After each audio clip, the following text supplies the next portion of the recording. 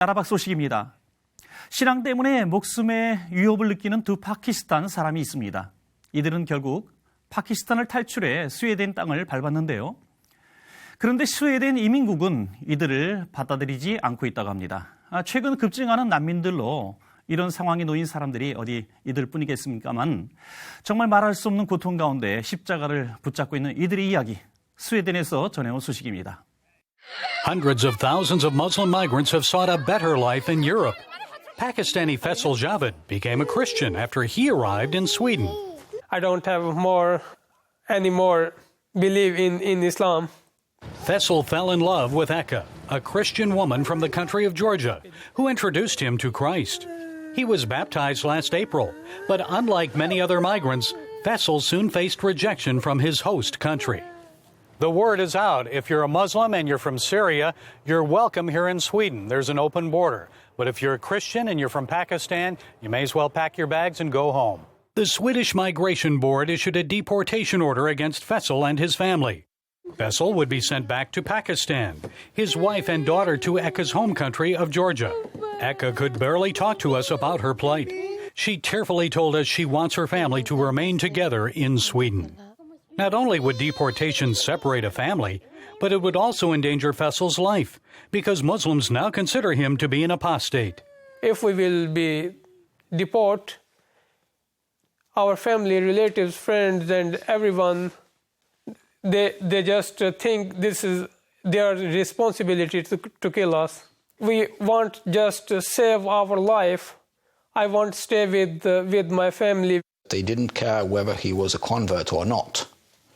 And the practice here in Sweden has so far been that no Christians from Pakistan need any protection. Faisal's lawyer, Gabriel Downer, sued the Swedish government, charging it had violated European Union rules that require protection for Muslims who convert to Christianity. He says the court agreed. So the court said, this can't be done, and sent everything back to the migration board and said, you have to do your homework and do this properly this time.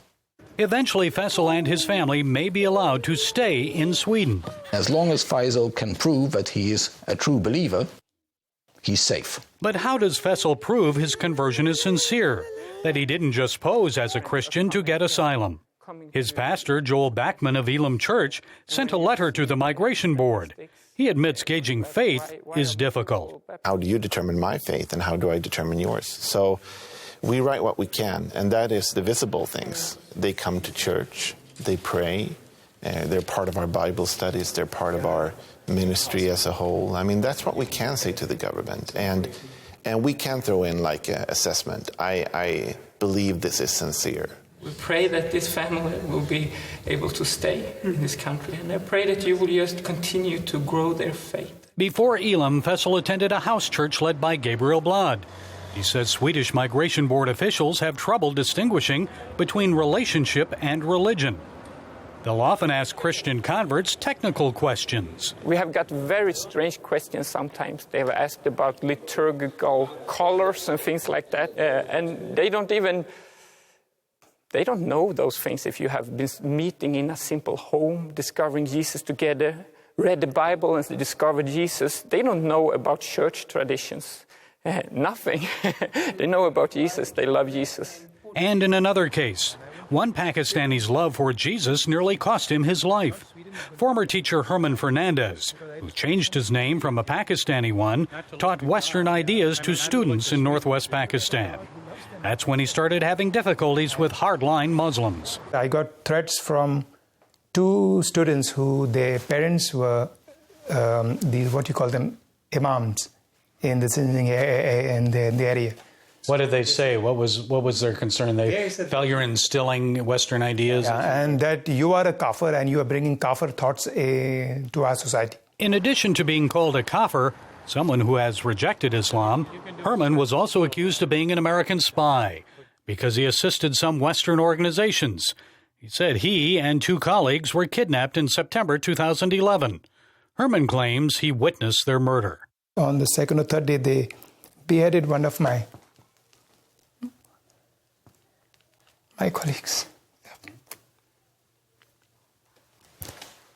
One of the two guys that were with you, one of them? Yeah. So, and they forced me to watch it.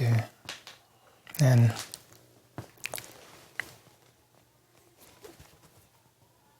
yes, I have to live.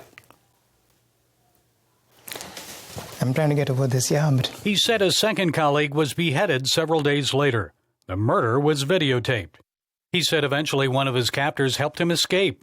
Afterwards, he fled to Sweden, where the migration board denied his asylum request.